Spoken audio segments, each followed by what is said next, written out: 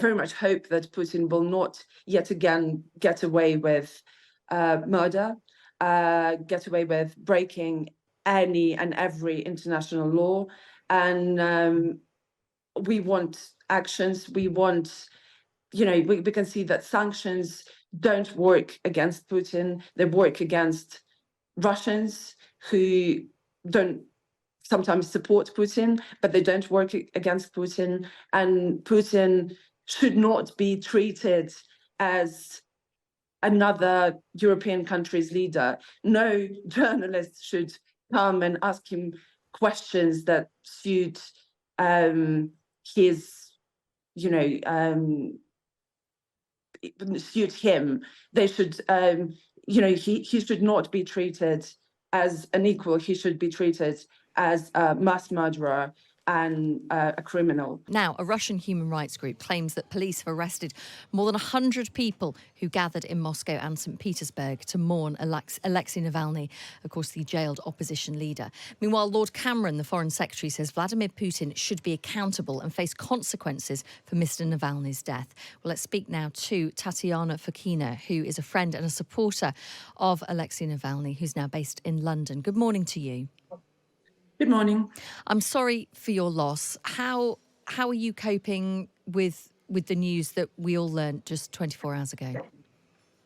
Thank you. And obviously, we are all in shock, although we should have all been, I suppose, prepared for this news to come sooner or later. But somehow, Alexei was the type of person who seemed invincible, who seemed almost like a superhero, almost like, in the movie, you don't expect the main good guy to die. And that was very much the feeling. So we are all very shaken. And we are still waiting to for the FBK, Alexei's main support group. We are waiting for them to confirm that what the official sources are saying is indeed true, because I guess part of what you grow to be accustomed to with Russian regime is that they never tell the truth or not entire truth. So we still don't know what exactly happened. What details do you have? And also, who do you blame directly for his death? I guess we have exactly the same details as everyone else at this point.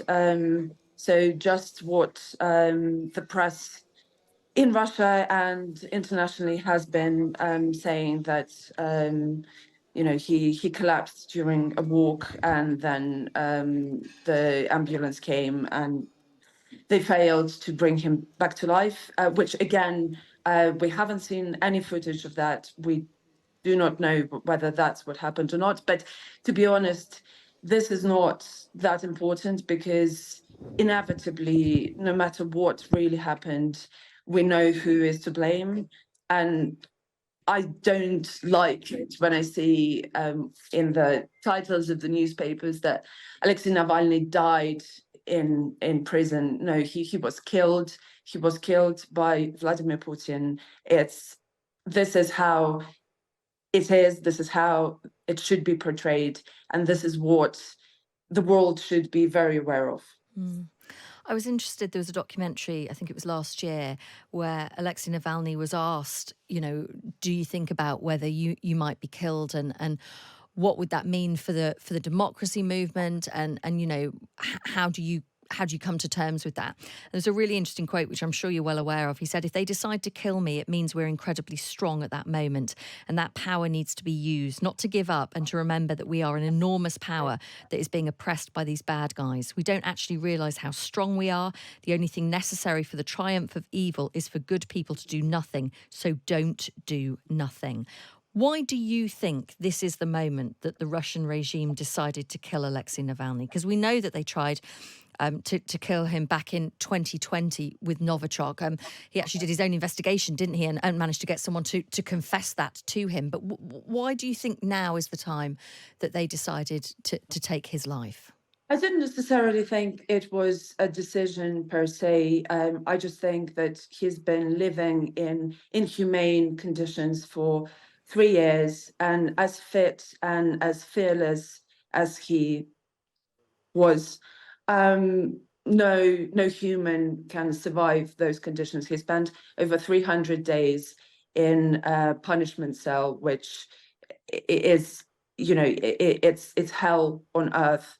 And obviously he wasn't in a very fit state to start with after he's been poisoned. So I think it might have been a cumulative effect. It might have been that they've, I don't necessarily think there was a direct order to do it yesterday. I just think it was inevitable, and this is when it happened.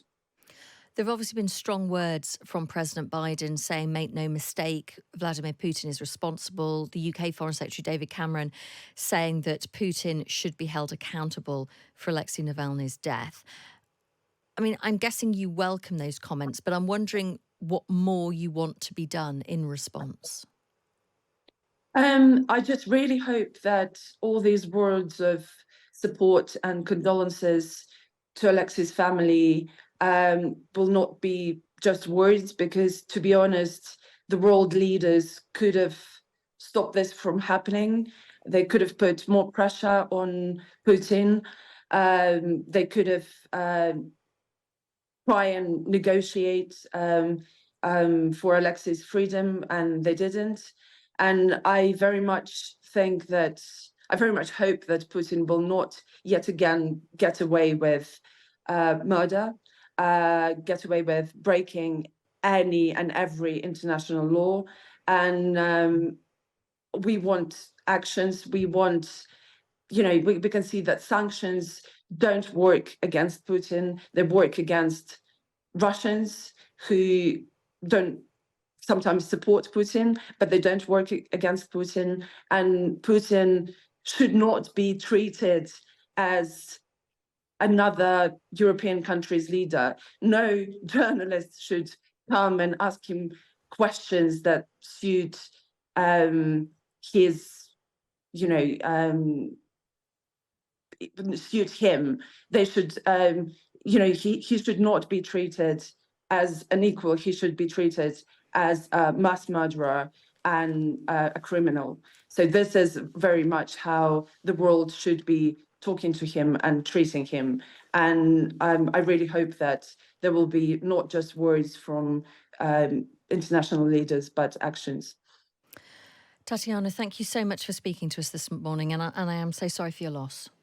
Thank you so much. That is Tatiana Fokina, a friend and supporter of Alexei Navalny. Really interesting that she says there she doesn't actually feel that there was maybe an order from the Kremlin for Alexei Navalny to be killed at that prison in the Arctic Circle. It was more of a cumulative effect, that maybe actually what happened was just his health deteriorated to such an extent because he was being kept in such awful conditions. But she did go on to say world leaders could have stopped this happening at any time. They could have negotiated Alexei's freedom, but they didn't. Sanctions don't work against Putin. They just work against ordinary Russians who don't support him. So yeah, Tatiana Fokina there, friend and supporter. It'll be interesting to see now what happens next. Strong words from President Biden and from David Cameron, the Foreign Secretary. But what action will actually be taken now to try and stop Vladimir Putin carrying out things like this in the future?